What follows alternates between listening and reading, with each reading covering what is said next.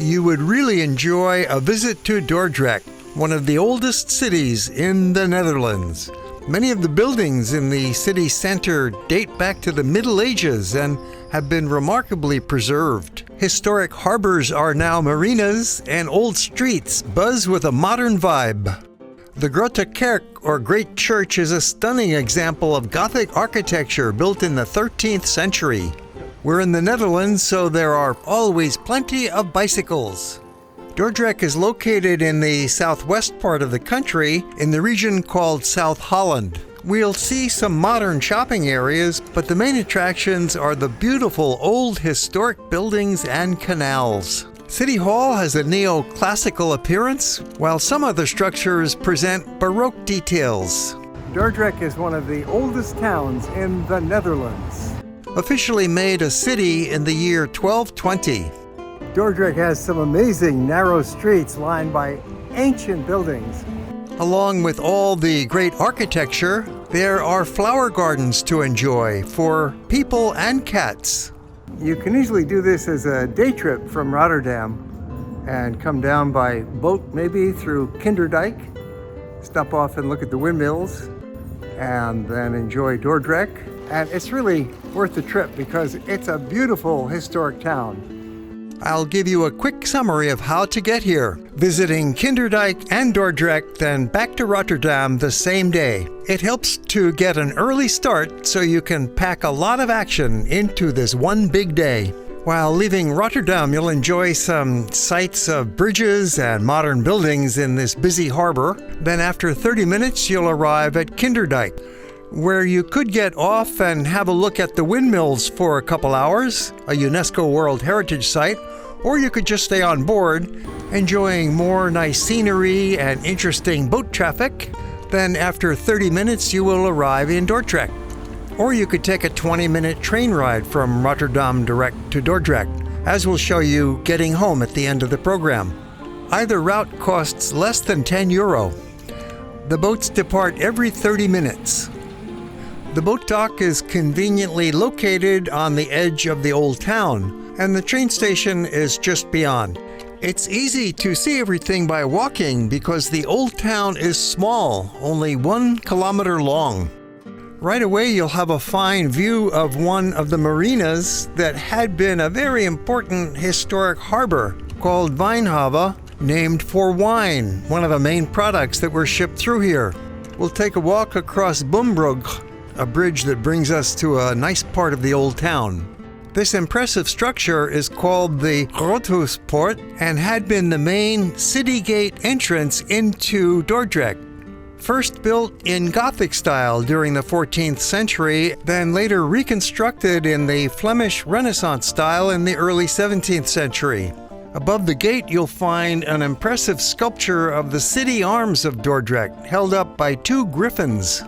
On the other side, facing the river, there's a relief of the Dordrecht Virgin holding the city shield in her right hand and a palm branch in her left hand, surrounded by 16 shields of allied cities. A plaque on the building describes how Dordrecht repelled an attack in the year 1418. The gate is located on the waterfront where 3 rivers meet, the Oude Maas, the Merwede, and the Noord, which has been called the busiest river junction in Europe.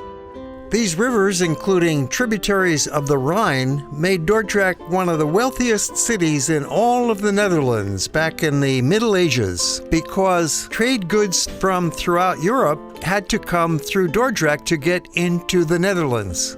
This enabled Dordrecht to collect taxes on all of the goods coming through the city, making this place extremely rich. Red lines on the map show how many rivers flowed through and near Dordrecht, delivering all of those trade goods and money. We have more scenes of the river and the marina harbors in our other movie that takes you on a boat ride through Dordrecht. From here, we follow the signs over to Wijnstraat, one of the most attractive streets in the city. In mid-17th century, this Renaissance-style building was home to a mayor who also then built the structure next to it, called Onbeschaamde, which means shameless, because there's a naked little boy in the pediment. often referred to as the Mannequin P of Dordrecht. The house is a prime example of Dutch classicism. Another view of Wijnhaven, which had been a major commercial harbor, now a recreational marina. The longest shopping street in town. We'll see more of it later. A little bit of traffic, but not bad. Really, it's a very pedestrian-friendly town. This narrow alley is a route that in the olden days dock workers would walk carrying heavy loads on their shoulder and lean against the wall for support. This beautiful building with some Baroque flourishes houses an atelier that's a social enterprise that employs over 80 women from diverse backgrounds. They create beautiful handmade products like cushions, scarves, and bags made from sustainable textiles. This historic building hosts an art gallery called Pictura, which is the oldest artists' association in the Netherlands. It was also home to the Master of the Mint, which is next door. The Mint, or in Dutch the Munt, served as the place where coins for the province of Holland were produced from 1367 to 1806. Later used as a wine warehouse and clothing warehouse, today it functions as a music school. I photographed these highlights of Dordrecht in a half-day visit, which shows how much you can see in a short time in this compact historic town. Spend half a day at least walking around in these old streets filled with history. There's beautiful boat harbors and marinas here, friendly people, lots of cafes, have a beer, lunch or dinner, and then you could go back to Rotterdam. Or you could even spend a couple of nights here. They've got a whole bunch of different hotels of varying qualities, some of them very old with modern facilities. That would be nice too. Let's recap where we've been walking and where we're heading next. Arriving at the boat dock, then walking along Wijnstraat, crossing over, strolling along Voorstraat, and now we're going to continue on to the Great Church and around back on Voorstraat again into the modern shopping area. Crossing back over the canal on Visbrug, a bridge that was widened in 1901, forming a little plaza with room for bicycles, pedestrians, restaurants, outdoor dining, benches to relax, and a view of the canal, translated as Fish Bridge, the site of a former fish market.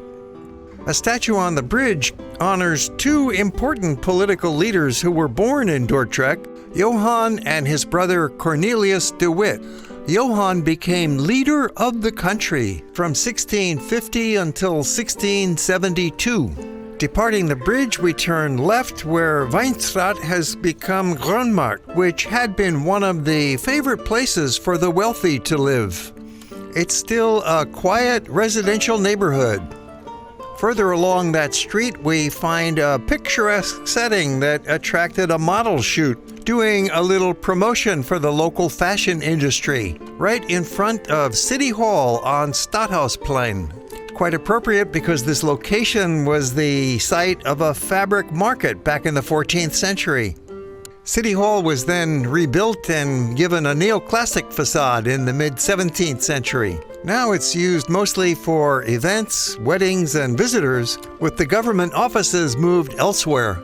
The building extends right across and over the canal.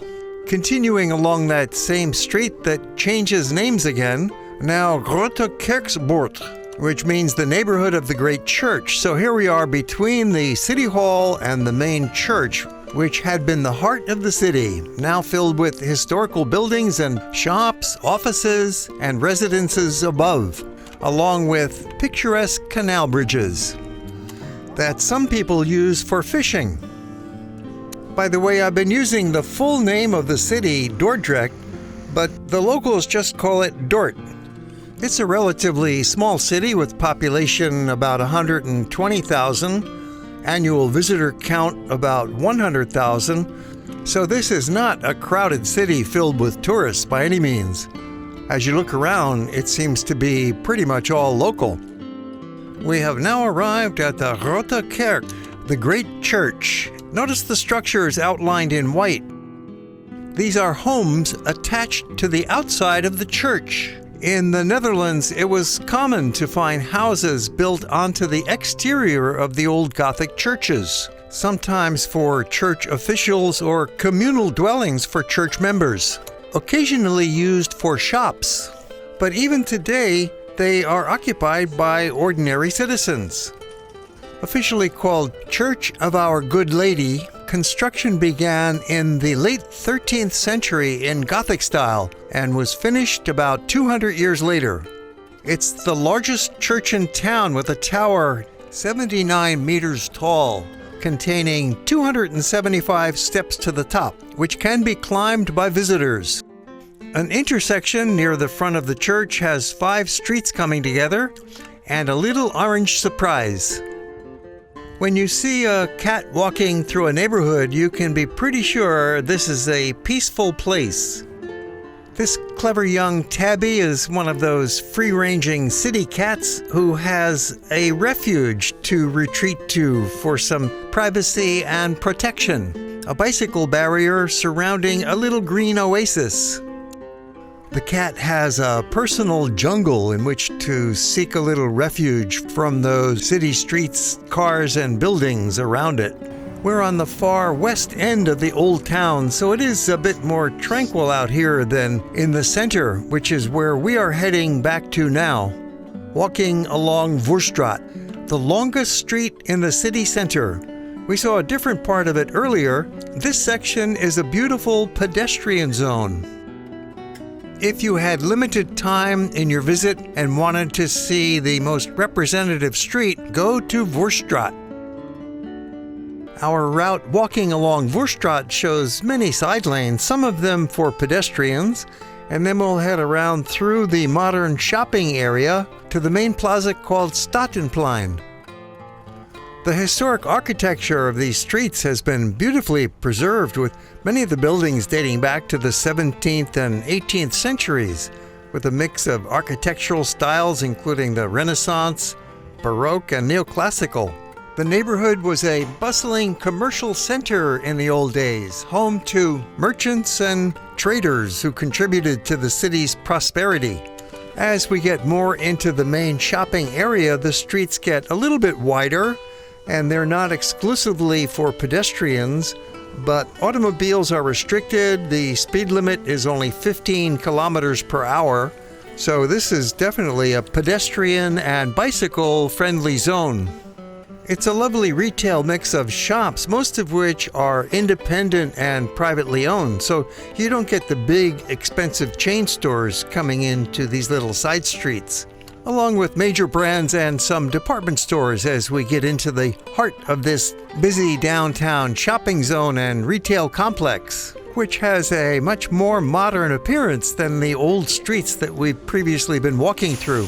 Statenplein is the core, the central heart of the city's shopping area, a fine example of urban planning where many of the historic buildings were preserved. The large fountain and many benches were installed, and then other new shops sprang up around the square, with those big chain stores and small specialty shops. Then Statenplein extends beyond the plaza as the busiest shopping street in the city, going for several more blocks. In a protected zone where no cars are allowed, so this is paradise for pedestrians and the bicycles. A great place to go shopping. All of that is a result of major urban renewal that has gone on for decades and did arouse quite a bit of opposition and demonstrations, but the end result seems to be quite brilliant. There's a need for constant and ongoing upgrading and renovating, some of which was happening as I was visiting, putting in some beautiful new paving stones with an attractive herringbone pattern and smooth surface that makes it very easy to walk on. By encouraging these modern developments in the shopping area of the city, Dort has been able to preserve all of those historic streets that we've been walking on earlier.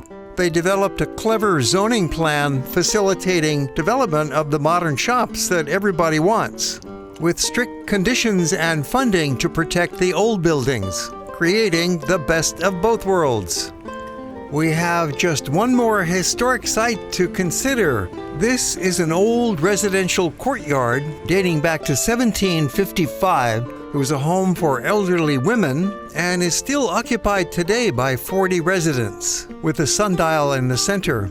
The original 8 houses were supplemented with new houses in the 19th century.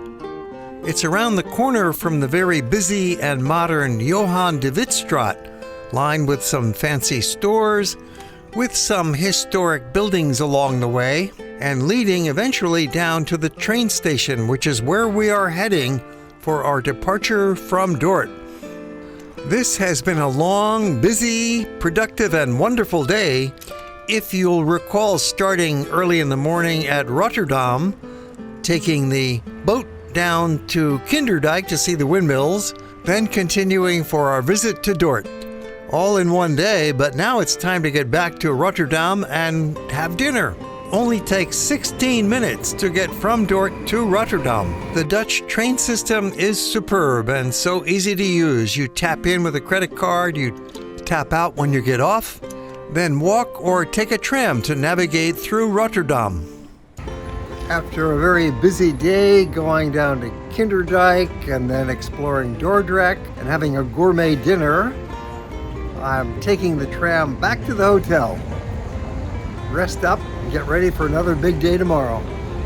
Be sure to look at our many movies about Rotterdam and dozens of videos about the Netherlands. We frequently upload new movies, so please subscribe to our channel and click that little alarm bell so you'll be notified. And if you enjoyed the movie, how about a thumbs up? And we always welcome comments down below. Or if you have questions about the destination, make note and we'll answer them. Thanks for watching.